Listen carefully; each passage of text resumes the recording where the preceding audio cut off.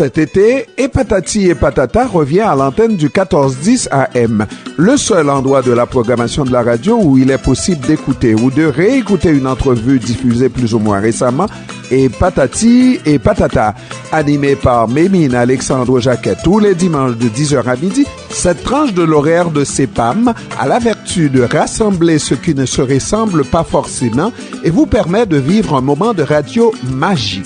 M pour Mémine, A pour Alexandre, J pour Jacquet. Voici Magie. Mémine Alexandre Jacquet. Bon dimanche, mesdames, messieurs. Bon dimanche, chers auditeurs de CEPAM. Je suis de nouveau avec vous pour vos 2 heures d'émission, en espérant que vous allez très bien, que la fin de semaine est agréable et j'espère surtout que vous êtes bien disposés à écouter les entrevues que nous reprenons pour vous aujourd'hui. Alors, tout de suite, qu'est-ce qu'on va faire? On va voir celles qui ont été choisies pour l'émission de ce dimanche. Il y aura d'abord une entrevue avec un animateur chevronné du milieu médiatique haïtien qui a su mettre l'emphase sur la musique haïtienne, la musique populaire haïtienne. Oh, je pense que je devrais plutôt dire un farouche défenseur de la musique haïtienne, un farouche défenseur du compas. Ce talentueux animateur était connu aussi pour un rôle qu'il avait joué, l'un des principaux rôles qu'il avait joué dans le feuilleton radiophonique de Mona Guérin. Oui, les voilà. Ceux qui ont vécu en Haïti dans les années 80 comprendront un peu mieux de quoi il s'agit, de quoi il est question. Et puis, c'est un monsieur que vous allez voir, il a eu plusieurs cordes aussi à son arc. Il a été acteur, animateur, comme on a dit, musicien, compositeur et poète à ses heures perdues. Ce monsieur nous a quittés en 2017. Autant d'indices là que je vous ai donnés qui devraient aussi vous donner une bonne idée de qui il s'agit, de qui est-ce qu'on va écouter en première heure de cette émission. Par la suite, nous aurons une entrevue avec une jeune femme d'origine haïtienne qui s'est démarquée dernièrement durant la Covid au sein de sa communauté. Et enfin, nous terminerons avec une petite famille fort sympathique composée de 3 membres, vraiment une toute petite famille, le papa, la maman et l'enfant. Ils seront là pour nous parler de leur expérience du 12 janvier 2010. Ils étaient là, en Haïti. Donc, cela étant dit, vous comprendrez que je vous propose des entrevues susceptibles d'avoir un impact positif, des entrevues qu'on a vraiment du plaisir à écouter, réécouter, et patati et patata.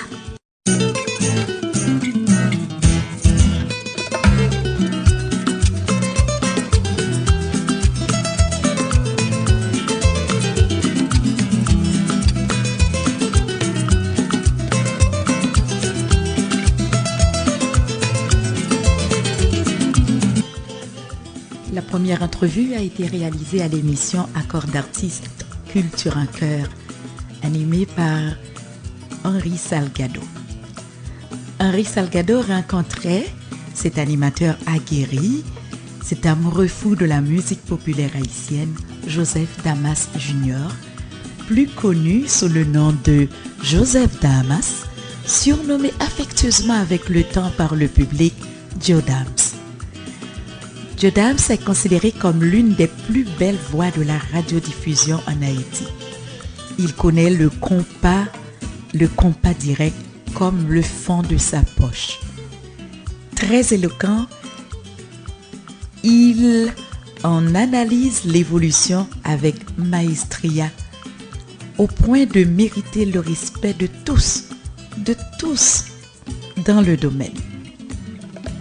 Plus d'une trentaine d'années à parler du compas direct sur les ondes, à présenter de nouvelles pièces aux auditeurs, de nouvelles formations musicales, à fidéliser les jeunes devenus moins jeunes avec le temps. Vous allez voir, Joe Damas est aussi acteur. Vous savez, il a prêté, comme on dit, il a prêté sa voix à des personnages du feuilleton radiophonique de Mona Guérin, là, que tout le monde, en tout cas, dans les années 80 suivait, qui a duré une bonne dizaine d'années. Je veux parler de Rouet les voilà. Et il a aussi joué dans VIP de Sophia Désir.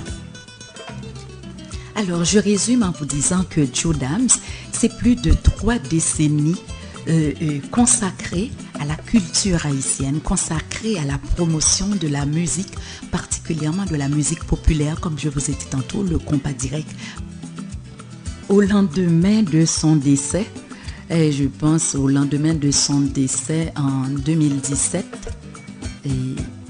Henri Salgado a été fouillé dans ses tiroirs pour sortir une entrevue qu'il avait réalisée avec ce géant de la radiodiffusion et pour le plaisir des auditeurs de CEPAM.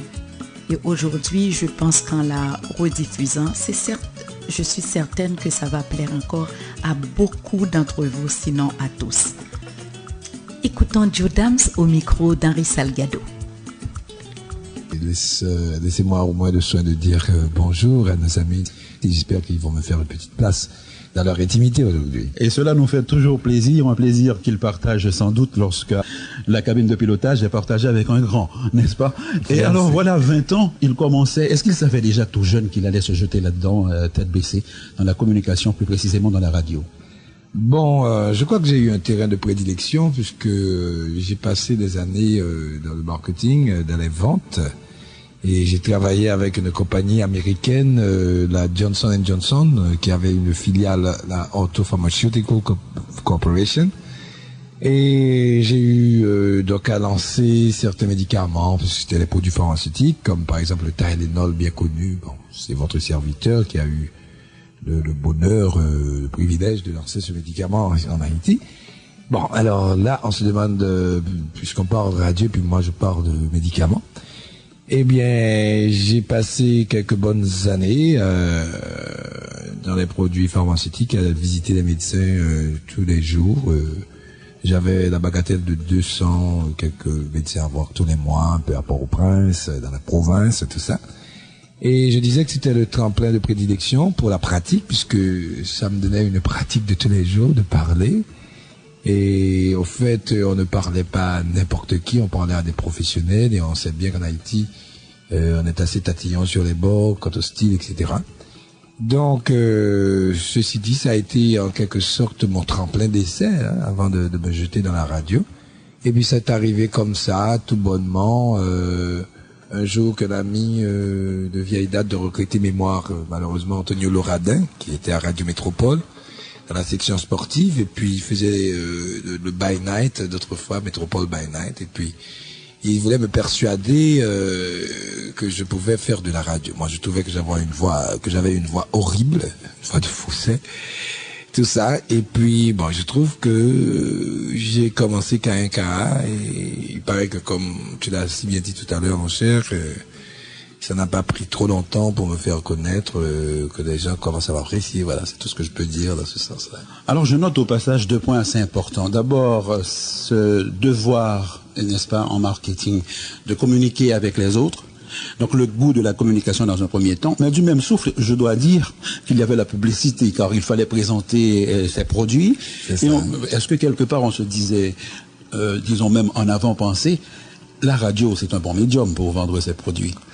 Bon, je ne l'ai pas vu tout à fait comme ça, parce que, vous savez, quand on est très jeune, j'ai commencé à faire de la radio un peu sur ma peut-être 27e, 28e année. Et bon, on sait surtout le fait de pouvoir communiquer, de pouvoir transmettre des idées, de pouvoir se faire accepter par un auditoire. Je dirais un auditoire plutôt qui ne plaisante pas sur le style de ça. Alors ça, c'était déjà quelque chose qui vous emplissait toute la tête, étant plus jeune. Mais comme je l'ai dit tantôt, c'était encore de la communication, puisque j'ai passé des années avec une compagnie américaine à recevoir des séminaires de formation, etc. Je voyage un peu partout dans le monde, dans les Antilles, en Amérique latine, aux États-Unis, tout ça. Donc bon, sur ce plan-là, si l'on veut, oui, j'ai eu la préparation pour vendre maintenant, peut-être sur les ondes, je sais pas. Voilà. Alors il va falloir un bon jour faire le saut quand même, se présenter à la radio en ayant probablement quelqu'un déjà comme modèle. On découvre de qui il s'agit, probablement en échangeant.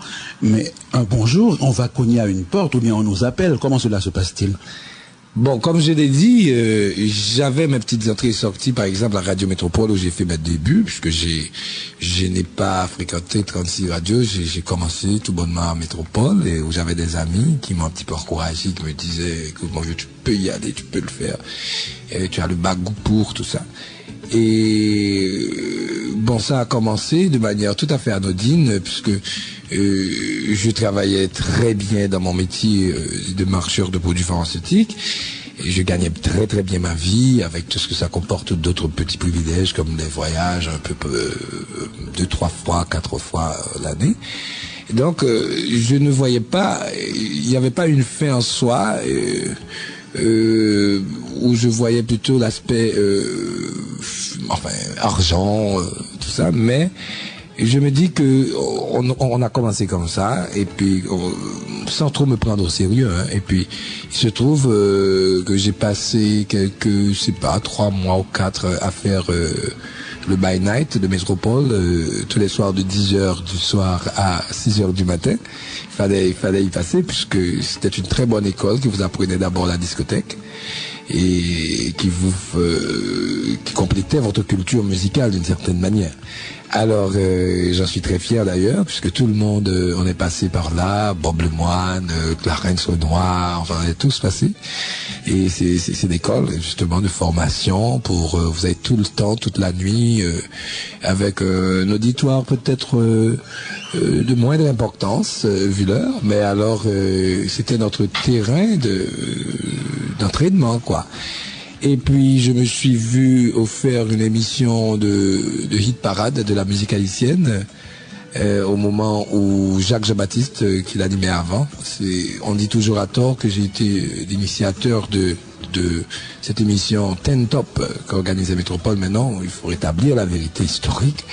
Cette émission a été promue dans un premier temps par Jacques Jean-Baptiste, et puis il se trouve que je sais pas ce qui s'est passé, il voulait plus faire d'émissions, donc on a fait appel à moi, et j'étais tout à fait nouveau dans le métier, et j'y allais tout simplement par instinct, et puis en essayant de bien ouvrir les oreilles, d'écouter les critiques. Bon, il se trouve que c'est justement par cette émission que j'ai commencé à accéder à la grande écoute, puisque c'était le dimanche à 1h où tout le monde était soit chez soi ou bien à la plage. Ça, c'était autour de midi, le dimanche, et c'était fait de manière très sérieuse, avec les appels téléphoniques, avec tous les indices, je pourrais dire indispensables pour réaliser un hit parade. Alors, on avait toute je pourrais dire toute une petite cour de gens qui travaillaient beaucoup, tout ça. Alors voilà, et ça a eu du succès, et puis bon, on a commencé à parler de Joe Damas, et qui est devenu plus tard, par l'affection de mes auditeurs, Joe Dams. Ouais. Alors vous avez mentionné Top 10 il y a pas très longtemps. Avant d'aller au top, allons-y donc à la base. Oui. Et lorsqu'on pense à Métropole, qui a quand même certaines rigueurs, oui. Okay, il faut croire que c'est pas parce qu'on émet la nuit qu'on peut arriver à offrir le micro à n'importe qui. Donc il y a quand même des prérequis. Absolument. Est-ce que les techniques du marketing vont servir quand même à la radio?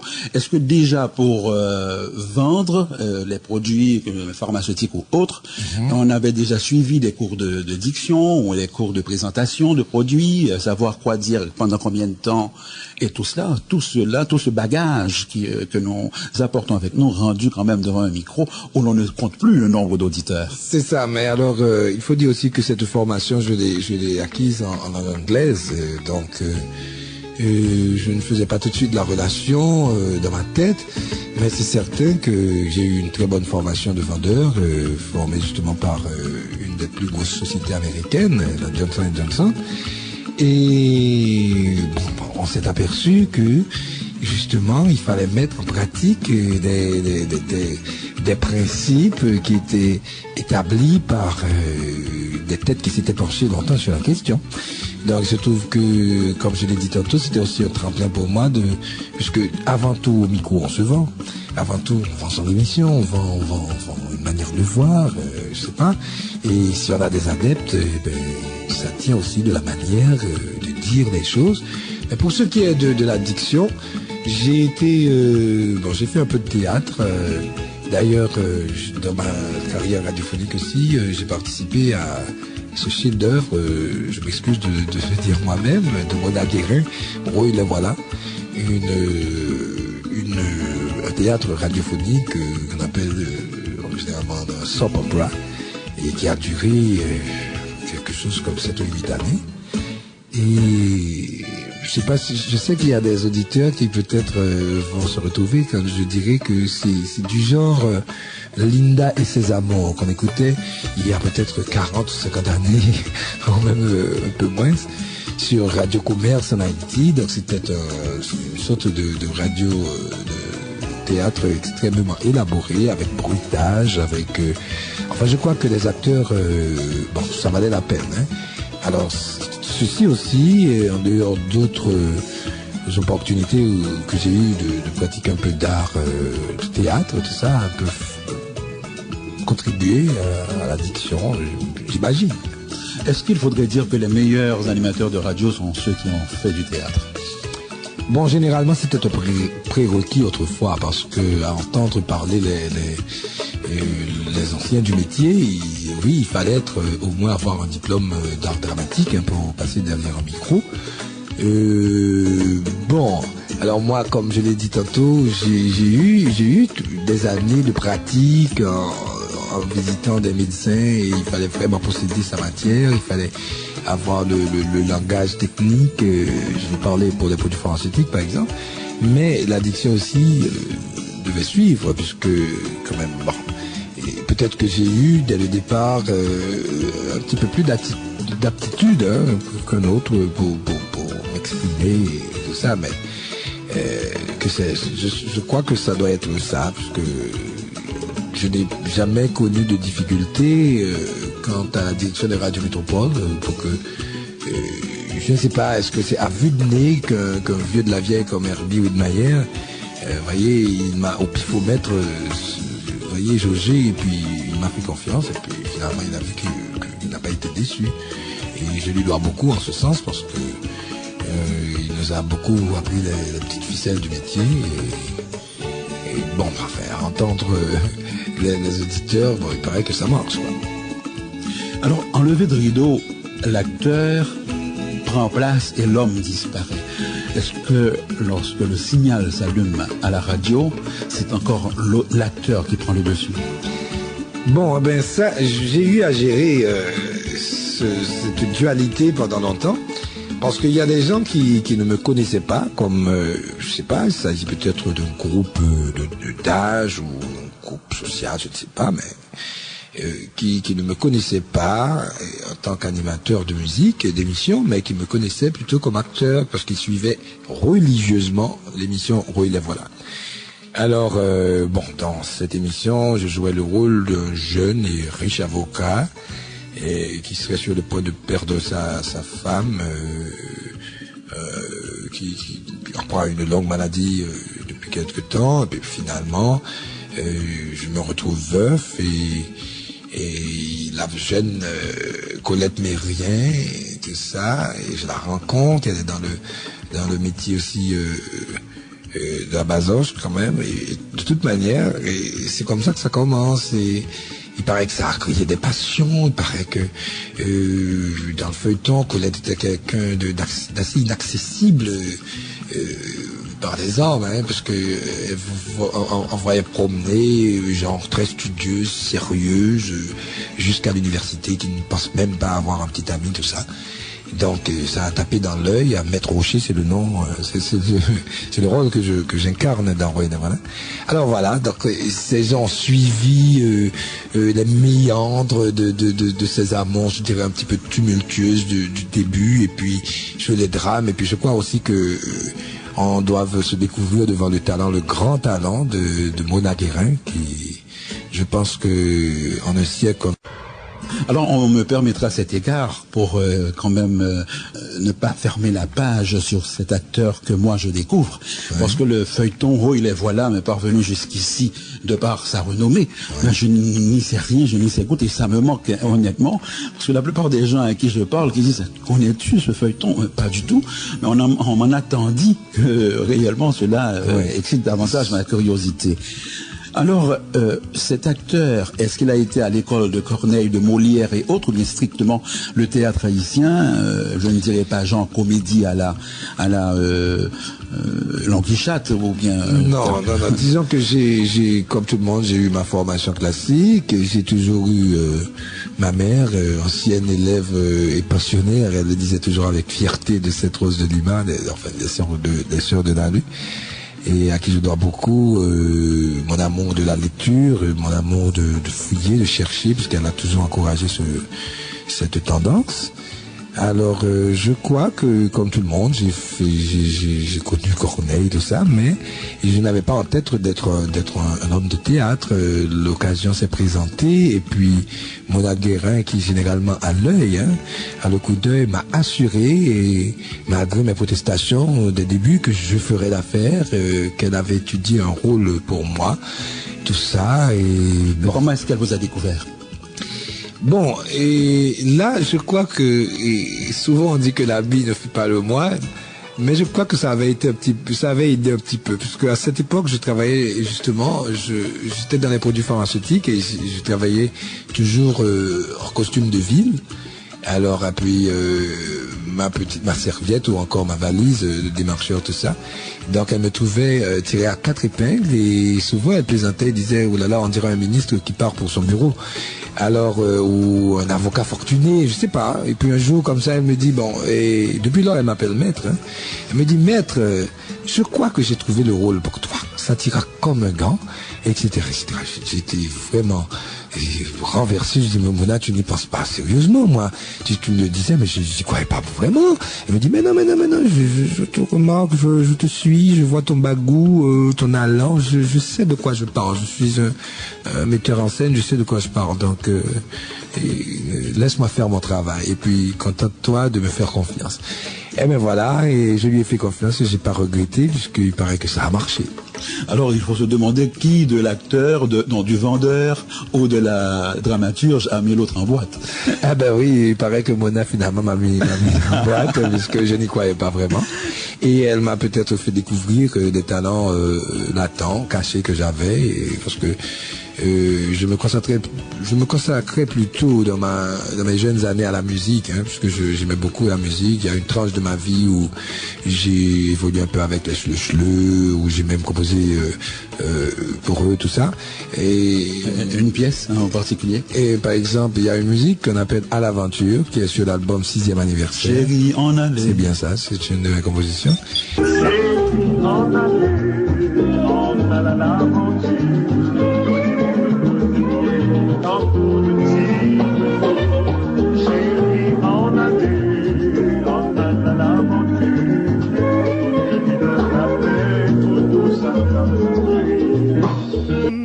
Bon, alors c'est une parenthèse, mais je me voyais plutôt dans la musique. On a toujours des résistances vu notre, je sais pas, notre provenance, notre manière, la manière de voir de nos parents, la vie de musique et tout ça, c'était pas l'idéal. On voulait que je sois comme tout le monde, un médecin, un avocat ou je sais trop quoi. Mais finalement, j'ai pas totalement lâché puisque je me suis retrouvé à la radio.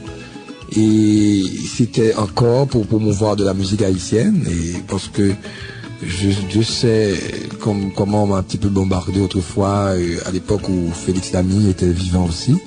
On nous bombardait d'être des défenseurs ou les derniers remparts du compas, tout ça. Bon, ben, je crois que j'ai vécu vraiment une partie de ma vie dans la musique. Bon, à l'époque de ce qu'on faisait de mieux, comme les cheveux, les difficiles, tout ça, c'est ma génération. Donc, comment vous dire ça, c'est une époque que je connais bien, et même avant, parce que j'étais très curieux, très jeune, et je me suis intéressé beaucoup par la musique. Je crois que c'est surtout la musique qui m'a amené à la radio. C'est pour être vraiment franc. Je m'apprêtais à le dire parce que on voit l'acteur qui, à un moment donné, forcément va camper plus d'un rôle, n'est-ce pas? Et l'enfant qui a été à l'école, le jeune qui a été à l'école, qui a fait ses études classiques, qui a appris Corneille, Molière et autres, ça donne aussi à la poésie. Et s'il devient un bon jour compositeur, ou bien s'il écrit des chansons, cela se comprend bien. Mais lorsqu'on dit qu'on s'intéresse à la musique, on peut être mélomane averti, on peut écouter, apprécier, aimer la musique sans être musicien. Mais il faudrait se demander, est-ce que Joe Dams, quelque part, a touché à un instrument de musique? Oui, je joue à la guitare, ça fait des années, mais musicien du dimanche, quoi. J'ai chez moi, pour ma fille, pour ma famille, de temps en temps je joue.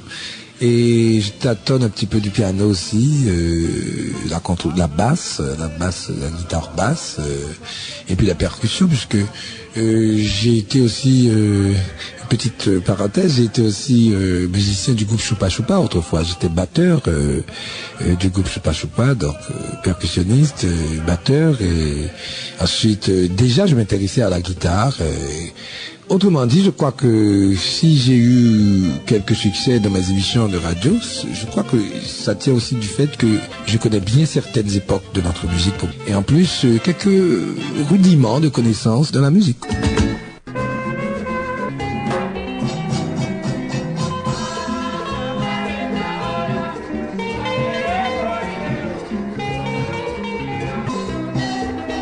Deux groupes musicaux que je connais quand même très bien, parce que je suis un malade des Schleu et j'ai beaucoup aimé aussi le Choupa Choupa, et je ne risquerais pas de me tromper en disant que les Schleu ont quand même précédé les Choupa Choupa. Or voilà Joe Dams qui brûle quand même de feu. Les Schleu d'un côté jusqu'à composer cette chanson à l'aventure que j'aime beaucoup, et qui se retrouve batteur du Choupa Choupa. Est-ce que c'est après les Choupa Choupa qu'il a composé cette chanson ou avant? Bon, c'est une musique qui existait déjà, et bon, je crois que depuis un moment où j'appartenais bien avant Choupa Choupa à un petit groupe de quartier qui s'appelait Les Stars. C'est une musique qui existait à l'époque. Les Stars, et je l'ai reformaté pour les Schleu, et puis on a il paraît que ça a été comme un gant, puisque à l'époque ils étaient vraiment bien rodés, parce que je me souviens que c'était un samedi après-midi, je suis arrivé vers 3h, 4h aux répétitions. Et puis, vers 6h, la musique était déjà montée. Loubert possédait parfaitement sa partie, Serge Ozental, tout ça. Et bon, je crois que ce sont ce genre d'événements heureux qui certaines fois passent, et ça passe carrément comme une lettre à la poste, et ils étaient heureux, et le même soir, ils ont joué la musique.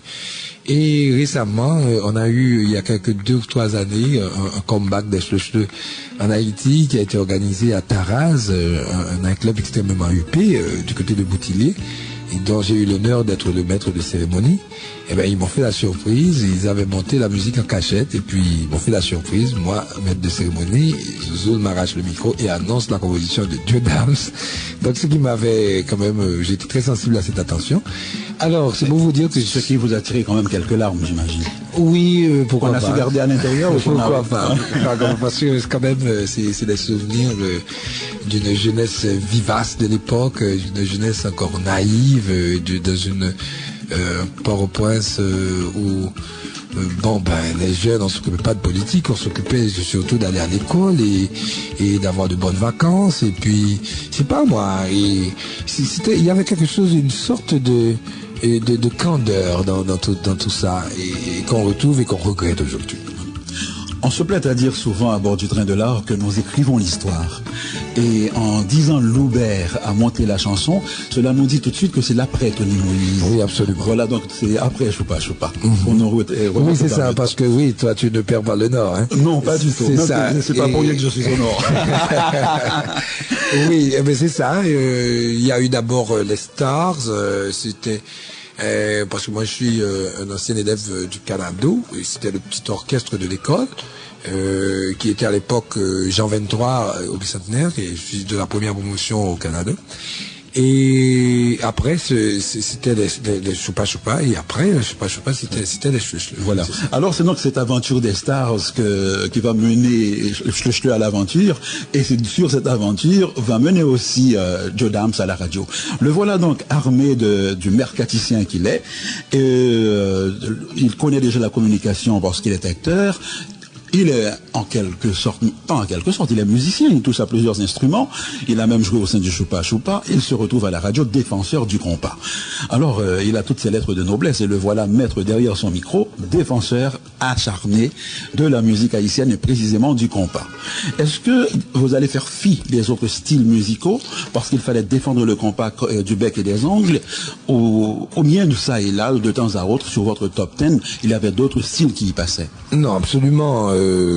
Moi, je n'ai jamais été jusqu'à l'extrême, hein, de dire qu'écoutez, je vais passer du compas, uniquement du compas, et je ne sais d'ailleurs pas du tout ce que j'ai l'intention de faire prochainement à Radio Métropole, parce qu'on y arrivera.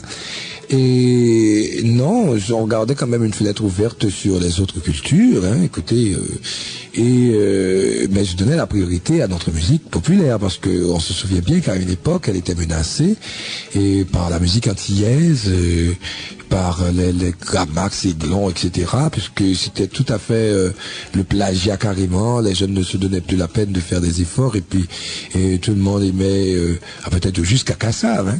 Alors il y a eu un sursaut au cours des années 70, où on a eu, enfin fin 70, début 80, on a eu un scachat d'une excellente facture, par exemple. On a eu les Frères des Gens, on a eu, enfin, mais alors il s'agissait surtout de veiller. D'ailleurs, on le constate aujourd'hui que le style ragamuffin, le style house music, tout ça, commençait timidement à faire son apparition, et avec l'échange des jeunes qui de temps en temps étaient ici, soit étudiaient, soit ils vivaient à demeure, soit passaient les vacances en Haïti. Donc, il y avait toute une sorte d'exotisme qui s'annonçait.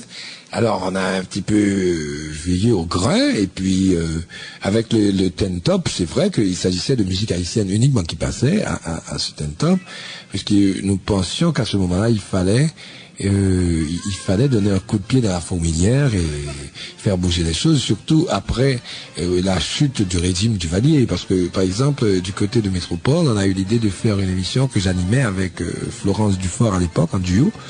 Ça s'appelait La caravane de la nouvelle musique haïtienne. C'était quand même ambitieux comme titre, nouvelle musique haïtienne.